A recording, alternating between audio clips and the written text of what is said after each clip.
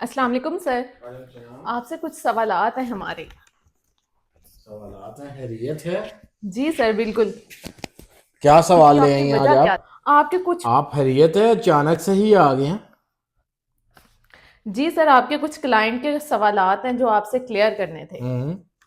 आपके व्यूवर्स और आपके क्लाइंट जानना चाहते हैं कि आपके ऑफिस और सोशल मीडिया से अचानक गैर मौजूदगी की आखिर वजह क्या थी? बड़े मुश्किल सवाल ले आई हैं आप, हैं। अच्छा, इस तरह है कि एक तो कुछ फैमिली फंक्शंस थे, उनकी वजह से मैं ऑफिस में अवेलेबल नहीं था। सेकेंडली, कुछ गेस्ट आए हुए थे आउट ऑफ कंट्री से, मैं उनके साथ बिजी था। मेरे फैमिली मेंबर्स जो है वो आउट ऑफ कंट्री से आए हुए थे, तो मैं उनके साथ बिजी था, इसलिए मैं अवेलेबल नहीं था। लेकिन अब मैं ऑफिस में मौजूद हूँ लास्ट थर्सडे से। लेकिन ये है कि टाइमिंग अभी मेरी थोड़ी ज़रा है कि 12 दोपहर 12 से लेकर शाम 5 बजे तक मैं ऑफिस में अवेलेबल होता हूँ। तो इसीलिए सर मैंने सोचा कि ऑफिस के प्लेटफॉर्म के जरिए एक विजिटिंग इंफॉर्मेशन पॉडकास्ट किया जाए जिसमें हम हम्म। क्लाइंट की क्यूरीज को क्लियर कर दें। तो हम्म। हम इसके लिए अपनी वीडियो को आगे स्टार्ट करें। जी जी, करें करें। सर, आज के तमाम सवालात हमारे यूएसए के रिलेटेड हैं। पहला सवाल, क्या यूएस एम्बेसी जाते वक्त हमें बैंक स्टेटमेंट साथ लेके जाना ज़रूरी है? अच्छा जी, इसमें चीज़ें इस तरह है कि बैंक स्टेटमेंट रिक्वायर्ड नहीं है, क्योंकि मैं हमेशा एक बात कहता हूँ, अमेरिका का वीज़ा जो है इंटरव्यू बेस्ड वीज़ा है, डॉक्यूमेंट बेस्ड वीज़ा ही नहीं है। और जहाँ आपकी बैंक स्टेटमेंट जो है वो भी एक डॉक्यूमेंट है, तो लिहाजा किसी किस्म का भी कोई डॉक्यूमेंट लेके जाना ज़रूरी नहीं होता। हाँ, इन सम केसेस वीज़ा ऑफिसर आपसे बैंक स्टेटमेंट मांग सकता है।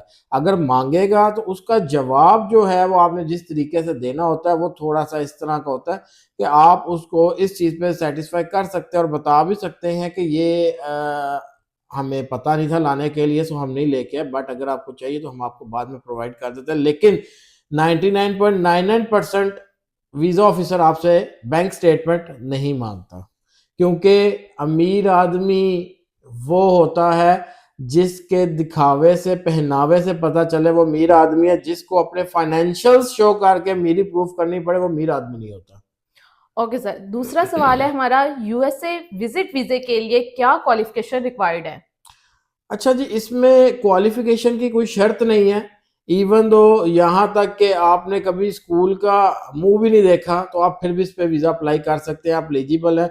क्योंकि इसमें शर्त ये नहीं है कि आपने इंटरव्यू इंग्लिश में देना है, उर्दू में देना है, पंजाबी में। आपके पास ऑप्शन है, आप उर्दू में, पंजाबी में, इंग्लिश में, पश्तो में, जिसमें भी इंटरव्यू देना चाहते हैं आप दे सकते हैं। वो आपको ट्रांसलेटर प्रोवाइड करेंगे, इसलिए इसमें क्वालिफिकेशन की कोई शर्त नहीं है। ओके सर, तीसरा सवाल है, विजिट ऑफिसर हमारी किन किन चीज़ों की एक्सेस रखता है? अच्छा जी, जो वीज़ा ऑफिसर है वो जो हमारी एक्सेस रखता है ना, वो तो काफ़ी लिमिटेड है। और उसके अंदर बेसिक कुछ एक दो ऐसी एक्सेस है जिसके ऊपर आपका पूरे का पूरा जो है ना वो जायज़ा वो लगा लेता है। लेकिन ये एक वो सवाल है जो मैं इंटरव्यू प्रिपरेशन में अक्सर बताता हूँ, या जो हमारे क्लाइंट्स हैं उन्हें बताता है, ये मैं इस तरह जो है ना वो ओपन नहीं कर सकता। लिहाजा इस सवाल का जवाब सिर्फ इतना ही है। अगला सवाल करें। ओके सर, चौथा सवाल है, यूएसए विजिट के लिए क्या हमारे पास ट्रैवल हिस्ट्री होना ज़रूरी है? अच्छा जी, ट्रैवल हिस्ट्री की अगर हम बात करें तो ट्रैवल हिस्ट्री होना ज़रूरी नहीं है।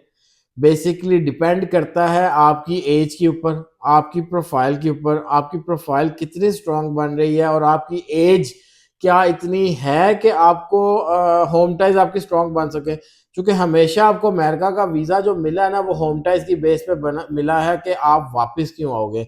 वीज़ा ऑफिसर आपकी प्रोफाइल में से ये चीज़ ही निकालना चाह रहा होता है कि आप वापस क्यों आओगे।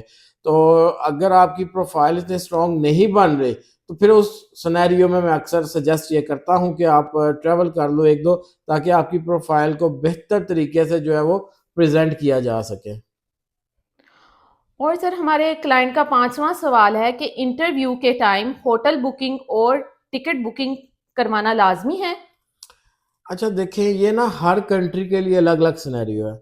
अगर मैं बात करूँ यूके की, यूरोप की, कनाडा की, तुर्की की, या किसी भी ऐसी कंट्री की जो डॉक्यूमेंट बेस्ड वीज़ा है, उसके अंदर होटल बुकिंग और टिकट रिजर्वेशन क्यों करवाई जाती है, उसके करवाने के पीछे जो मेन रीजन होती है ना उसकी, वो एक ये होती है कि वीजा ऑफिसर को आपके ट्रैवल प्लान की समझ आ जाए।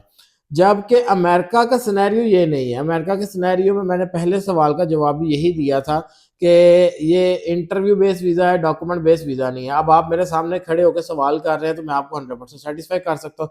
और वीजा ऑफिसर ने सबसे पहला जो सवाल आपसे अमेरिका में करना है ना, वो करना ही है आप क्यों जाना चाहते हो। जब उसको उन तमाम तर चीजों के जवाबात आपकी अल्फाज से मिल जाएंगे तो फिर उसको ये आपके ये जो ट्रैवल प्लान्स है इसकी जरूरत नहीं है, ना ही आपकी होटल बुकिंग की, ना सीट रिजर्वेशन की। ये आपको वहां पे लेके जाना भी जरूरी नहीं है और वीजा अप्लाई करने के लिए ये दोनों चीजें करवाना भी जरूरी नहीं होती। अगला सवाल है, अगर किसी का वीजा रिजेक्ट हुआ है तो वो दोबारा कितने अरसे में अप्लाई कर सकता है? अच्छा, ये अक्सर वो सवाल है जो मोस्टली बंदे मुझसे भी करते हैं और इनका मैं जवाब पहले भी काफ़ी दफ़ा दे चुका हूँ। अच्छा, इसमें ये है कि इसमें कोई शर्त नहीं है कि आप इतने अरसे तक वीज़ा अप्लाई नहीं कर सकते। आप 24 घंटे के बाद दोबारा आपका पोर्टल एक्टिवेट हो जाता है। आप 24 घंटे रिफ्यूज़ल के एग्जैक्ट 24 घंटे बाद आप दोबारा वीज़ा अप्लाई कर सकते हो। लेकिन इस टाइम थोड़ा सा सिनेरियो फ़र्क आ गया। सिनेरियो में फ़र्क क्या है वो मैं आपको समझा देता हूँ। सब जानते हैं कि यूएसए का वीज़ा जब भी अप्लाई किया जाता है, मोस्टली लोग उसके अंदर अर्ली अपॉइंटमेंट लेने के लिए डिफरेंट लोगों की सर्विसेज ले रहे होते हैं जो आपको अपॉइंटमेंट सर्विसेज प्रोवाइड कर रहे होते हैं। अब यहाँ पे सिनेरियो ये है कि पहले इन चीज़ों के ऊपर इतनी पूछगिछ नहीं सी की जाती, चूंकि लोगों के पास सिंपल नॉर्मल वे से वो आपकी जो है अपॉइंटमेंट कर रहे होते थे। अब कुछ लोगों ने हर जगह पे कुछ ना कुछ ब्लैक शिप्स होती हैं, कुछ लोगों ने एआई बेस्ड सॉफ्टवेयर लगा दी हैं जिसके ऊपर जब भी अपॉइंटमेंट आती है वो अपॉइंटमेंट पिक करके आपको देते हो। ब्लैक में बहुत बहुत महंगी 2-2 3-3 लाख रुपए की ये लोग अपॉइंटमेंट भी हाली सेल कर रहे हैं। तो उस सिनेरियो में क्या होता है, अब एम्बेसी को चूंकि इस चीज का पता चल चुका है, अब रिफ्यूजल के अगर आप 2 महीने बाद ही चले जाते हैं ना एम्बेसी में, तो आपसे पहला सवाल ये होता है कि आपने अपॉइंटमेंट कैसे इतनी जल्दी ले ली। और जब फिर आप उसका जवाब नहीं दे पा रहे होते या आप कहते हैं मैंने किसी से वो ली है सर्विसेज ली है, तो आप उसी टाइम मांग लेते हैं जी मुझे उसका कॉन्टैक्ट नंबर वगैरह ईच एंड एवरीथिंग हमें प्रोवाइड करें, या आप हमें कोई ऐसे आप हमारा सोर्स बने उस तक पहुंचने के लिए। लेकिन मोस्टली लोग क्या करते हैं, इन चीज़ों को लेके डर जाते हैं और सिंपल वे में कहते हैं जी हमने खुद ही की थी, जैसे भी जो वट एवर चीज़ें होती हैं उन बेसिस पे वो आ जाते हैं, जिसकी बेस पे वो इस वजह से सिर्फ आपको रिफ्यूज़ कर देता है कि आपने इतनी जल्दी अपॉइंटमेंट ली कैसे और क्यों ली। अब ये है कि अगर आप दोबारा रिफ्यूज़ल के बाद अप्लाई कर रहे हैं तो मैं तो हमेशा ये सजेस्ट करता हूँ कि जो नॉर्मल टाइम चल रहा है 1 साल का, चलें उससे ना सी आप कम से कम 6-7 महीने का गैप रख के अप्लाई करें। और सेकंड चीज़ ये होती है कि अगर आपको समझ आ गई है कि आप वहाँ पे वीज़ा ऑफिसर के सामने बात करते हो बोंगियाँ मार रहे हैं, मेरी ना असल में आदत थोड़ी सी है कि मैं पंजाबी साथ ऐड करता हूँ, अगर बोंगियाँ मार रहे हैं या फिर वहां पे आप ऐसी बात के आपने कर दी है जो आपको नहीं करनी चाहिए थी, लाइक आप कंफ्यूज हो गए थे, खामोश हो गए थे, बात का जवाब नहीं दे सके थे, तो फिर सिनेरियो कुछ और है। फिर तो आप लाजमी, और आप समझते हैं आपकी प्रोफाइल स्ट्रांग थी, तो फिर तो आप लाजमी थोड़े दिन बाद अप्लाई कर दें। लेकिन अगर आप समझते हैं कि आपकी प्रोफाइल की बेसिस पे उसने आपको रिफ्यूज किया है, देन आई विल सजेस्ट कि आप सबसे पहले अपनी प्रोफाइल के अंदर देखें कि आप ऐसी क्या चीज़ ऐड कर सकते हैं या माइनस कर सकते हैं जिससे आपकी प्रोफाइल स्ट्रांग हो। देन आप उसके मुताबिक फिर दोबारा से अपना वीज़ा अप्लाई करें। लेकिन अगर एलिजिबिलिटी पे जाए तो वो आप 24 घंटे के बाद एलिजिबल होते हैं दोबारा अप्लाई करने के लिए। ओके सर, हमारा 7वां सवाल है कि DS 160 पर जो हम ट्रैवल प्लान लिखते हैं, क्या इस दुरानिये के अंदर ही ट्रैवल करना ज़रूरी है? जी ज़रूरी नहीं है कि आपने जो DS 160 के अंदर ट्रैवल प्लान दिया हुआ है कि आप उसी के अंदर उसी ट्रैवल प्लान के ऊपर ट्रैवल करें।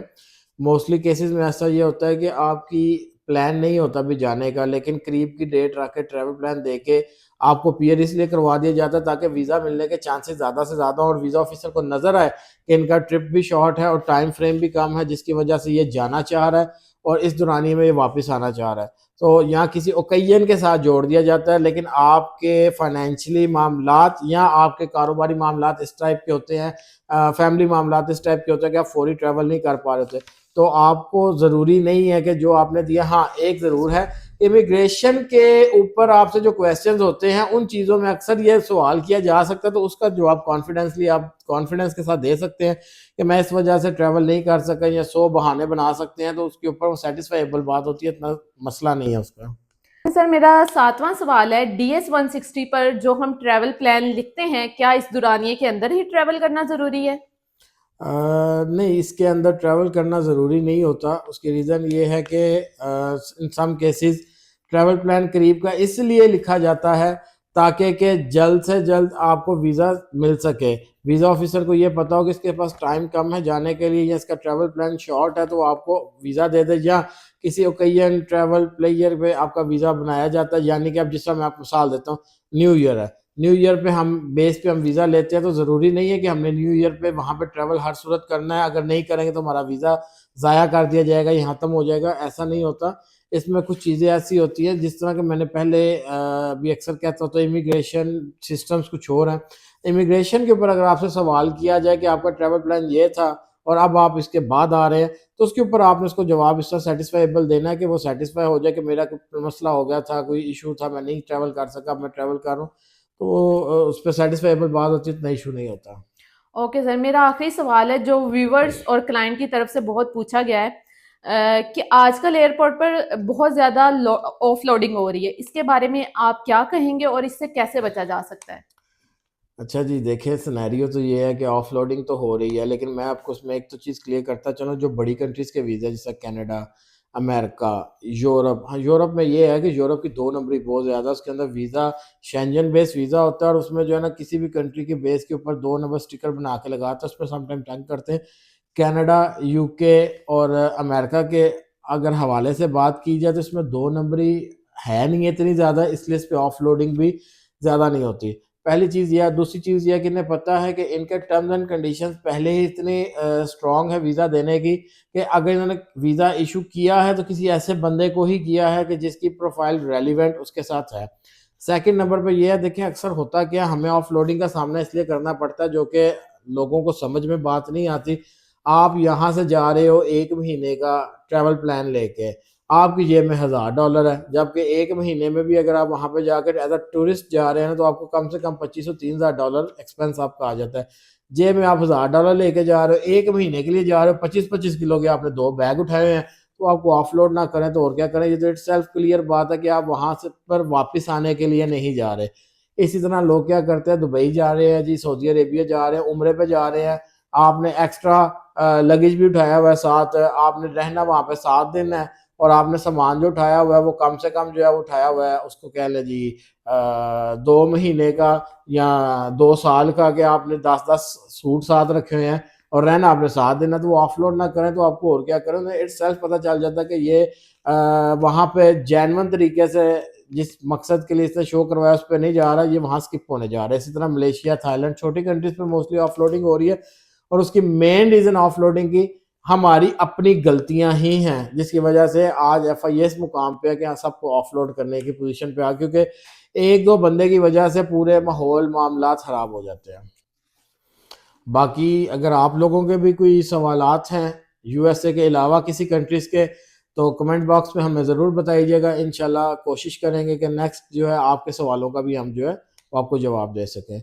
बाकी हमारे कॉन्टैक्ट नंबर और एड्रेस बायो में मौजूद हैं, अगर आप रब्ता करना चाहते हैं आप उस पर भी कर सकते हैं। और एक चीज़ मैं और इधर मेंशन करना चाहूँगा कि चूँकि मेरे ऊपर रिस्पॉन्सिबिलिटीज़ काफ़ी ज़्यादा होती हैं, मैंने केस की प्रोसेसिंग भी करनी होती है, मैंने क्लाइंट्स डीलिंग भी करने होते हैं, वो वाले जो ऑफिस में आ जाते हैं एंड ये सारे मामला, तो सम टाइम क्या होता है मैं फ़ोन नहीं पिक कर पा रहा होता, फ़ोन नहीं अटेंड कर पा रहा होता। जिस अभी भी आप देख रहे हैं मेरा फ़ोन जो है वो मेरे पास तो पड़ा है, लेकिन फ़ोन बज भी रहा है लेकिन अटेंड नहीं कर पा रहा, चूँकि वीडियो की शूटिंग के दौरान भी मैं फ़ोन नहीं उठा पाता, काम करते हुए भी थोड़ी सी प्रॉब्लम्स होती हैं, क्लाइंट्स बैठे हैं तो उनके सामने भी। तो इस वीडियो के एंड पे जो नंबर्स मौजूद है नीचे, अगर आप देखे चल रहे होंगे या एंड पे भी आएंगे, डोंट नो, तो उसमें ऑफिस के 2 नंबर मेन मेंशन्ड है। अगर मेरे से रब्ता ना हो पा रहा तो आप ऑफिस नंबर से रब्ता करें। और सेकंड बात ये है, जो मेरा स्टाफ है लाइक मी ही हूँ, उसमें कोई ऐसा मसला नहीं, आपको जो इन्फॉर्मेशन चाहिए वो फ़ोन पे उनसे मिल जाएगी, और अगर मुझसे मिलना है तो काइंडली आप ऑफिस आ सकते हैं, क्योंकि फ़ोन कॉल्स के ऊपर इतनी ज़्यादा ब्रीफिंग दी नहीं जा सकती। Thank you.